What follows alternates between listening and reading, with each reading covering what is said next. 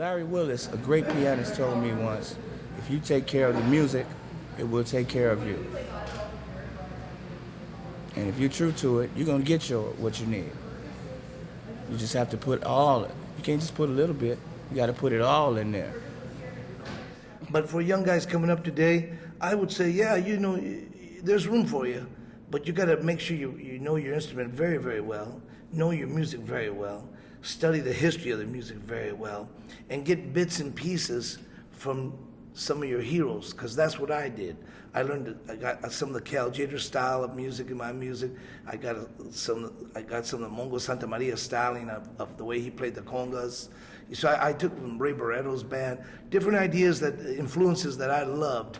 That's what I did. And you can do it, but you got to gather from different bits and pieces from different areas and then try to come up with your own concept, your own sound, your own style.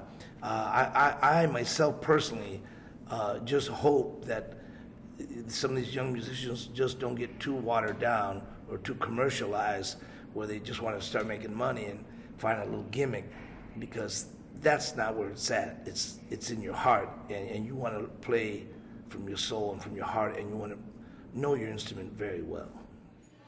I had to play this music when people didn't want me to play this music. I played this music and tried to contribute to this music and playing clubs where the clubs almost made me pay them to play. But I felt that strong for this music, and I fought for this music, and I'm fighting. It's not because I need to make money, because I haven't made a dime, but it's because of the love of this art form, and this gift that God-given gift of playing music. I feel I need to honor that, So that's what I want people to understand. I didn't have $1 million thrown at me from the beginning. And as a matter of fact, for those that did have $1 million thrown at them, I wonder what would have happened if they didn't. Would they still be playing music now? I did. I stuck with it. I stuck with this music.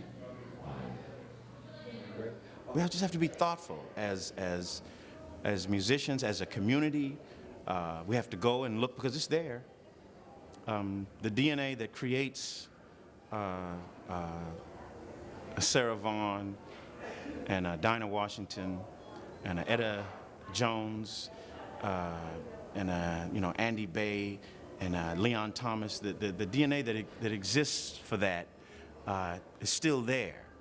It just has to be cultivated. I think one of the things is that the jazz right now, current jazz, or a lot of the young players, their music is very intellectual.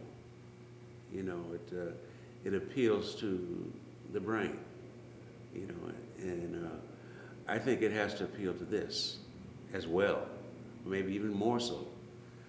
So at times it seems like there's kind of an emotional disconnect. I listen to the music and I can appreciate it for the intellectual content, but sometimes it can leave you cold. Say, wow, that's really hip, but I can't remember any of it. The solo. I can remember. I knew, like when Miles came out in 1957, I think it was, with around midnight. I knew everybody's solo, and I wasn't unique, because the average citizen, the average jazz fan, could sing everybody's solos. That was just part of how you listen to the music, part of how you learn about the music. But that's not so today. It's about scales and this and that, and playing in odd meters, and there's nothing wrong with that. But there's like no emotional content, or at least nowhere near as much as there used to be. So it's not really music from the heart; it's music from the head. That's my feeling. The main thing I tell young musicians is don't lie to yourself. Don't ever lie to yourself. You know when you're not practicing. You know when you're not doing what it is you need to do. All of that stuff shows up in your playing. I tell my students all the time, it's okay if you don't practice. You don't have to practice. But rest assured that there's somebody your age, someplace around the planet practicing. And if you're lucky, you're going to run into them. And when you run into them, don't be angry, don't be jealous, you know, because all you have to do is just stay on your game. You know, it's a daily thing. We're not asking you to try to accomplish it all in one day or 1 week or 1 month. It's a lifelong process.